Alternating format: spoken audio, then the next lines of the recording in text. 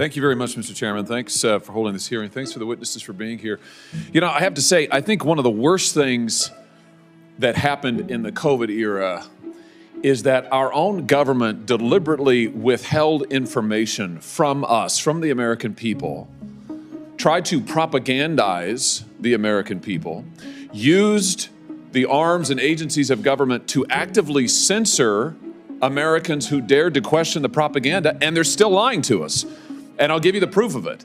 I wrote the bill that requires the administration to declassify the intelligence assessments and reports related to the origins of COVID-19. Now listen, I just want to say, everybody sitting on this dais has read these.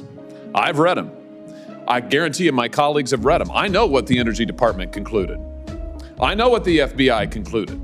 I knew what they concluded years ago because we could read them when people like Dr. Fauci were out there saying the lab leak hypothesis was totally discredited and nonsense. You could go read the intelligence and know our own government thought otherwise.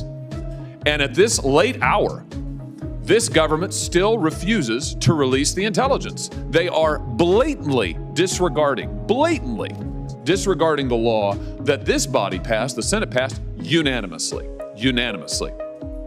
The propaganda involved in the origins of COVID-19 is astounding to me. It recalls the worst of the wartime propaganda in years past when the government would deliberately lie to people. And here that's what they have been doing with COVID-19 and are still doing it. You know, you had this whole cabal led by Dr. Fauci and others who, as soon as the lab leak hypothesis that we now know is a lot more than a hypothesis, as soon as it's mentioned, what did Fauci do? We know because this has all been litigated in a federal district court. In fact, in multiple federal courts. I've got the finding of fact from the court right here. They lay it all out. Fauci goes to the WHO, asks the WHO to intervene to discredit the lab leak. He then speaks against it multiple times from the podium at the White House. He then does countless media interviews. I mean, my gosh, what show has he not been on? He's still on TV, spewing this misinformation, as he would call it. But he did these multiple interviews where he says, no way, no how, lab leak not possible at all. And then he coordinates, and the whole federal government coordinates with the biggest tech companies in the world to suppress, and media companies, to suppress any American who would ask questions about it.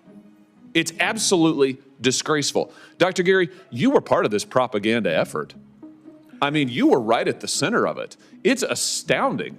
You wrote this piece, this Nature magazine piece or whatever it was that we've heard testimony here today, Nature Medicine, March 17th, 2020. We've heard testimony here today from other scientists on the panel that it's basically an opinion piece.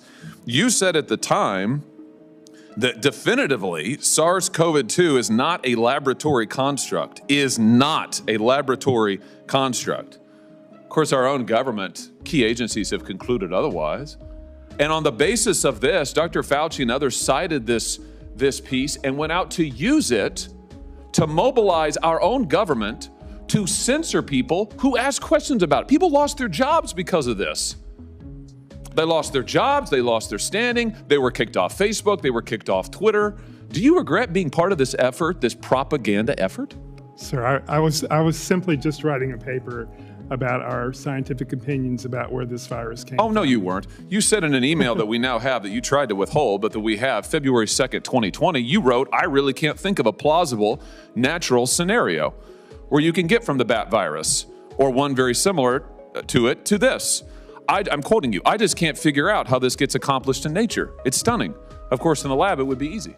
Well, of course. And I actually figured it out. That's the whole point of You figured it out? You wrote this while you were writing your propaganda piece, while you were writing your paper. I wrote that somewhere around February 2nd. Yeah, it was exactly February 2nd. And you've testified that you were writing your proximal origin paper in early February. So you're saying that, what did it come to you overnight? There was new data that like came a revelation from God. No. Overnight you concluded, I got it. I figured it out. And now I can definitively rule out. It's amazing. Is that what happened? It's just the scientific method. Oh, it's just science. Oh, it's the scientific method that happened at lightning speed and then was used to propagandize and lie to and shut down. As a scientist who's supposedly supposed to follow facts, do you regret the fact that your work was used to censor your fellow scientists. It was used to censor ordinary Americans who ask questions about the virus. Do you regret that? When you write a paper, I mean, you get it in the journal. We can't control what happens after. Oh, I see. So you're not responsible at all. It's amazing. Nobody who is involved in any of this is responsible. Never. Yeah. They're not responsible. Yeah, people have lost their jobs. Yeah. People have lost probably their health care associated with their jobs. People have been run out of public, they're not available in polite society. You can't show your face because, my gosh, you question. Yeah. But you don't have anything to do with it. Why are so many of your papers, your other papers, been retracted or subjected to formal expressions of concern? Yeah, well, why is that? There's a long story behind that. 4 of them, right? I mean, you've had in July 26, 2021, Virology retracted a paper of yours.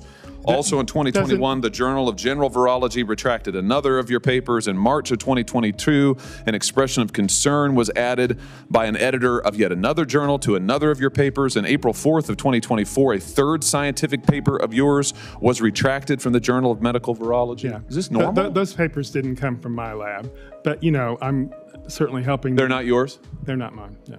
Oh, so your I'm your on work the paper, but they did not come from my lab. The work that God gave you in a flash of inspiration remains absolutely unimpeachable, unimpeached. We stand by that. Do you stand by your assertion in your Nature piece that SARS-CoV-2 is not a laboratory construct? Could not be? We do, and that's exactly the same couldn't possibly be conclusion that the intelligence community came to. Oh, no, that is a lie. Let's stop right there. Well, that right is a lie. I have read the intelligence community did not come to that conclusion.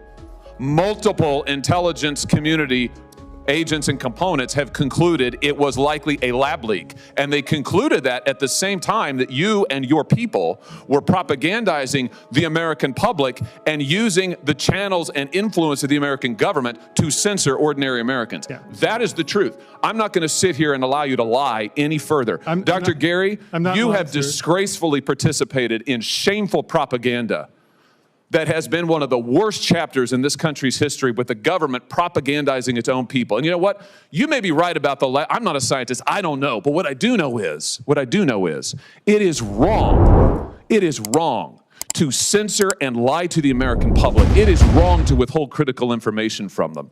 Yeah. And it is wrong to countenance that and to say, oh, I just had nothing to do with it. Gee, I wish we could have done better. You should have done better, sir. You should have done better. And because you didn't, people have suffered.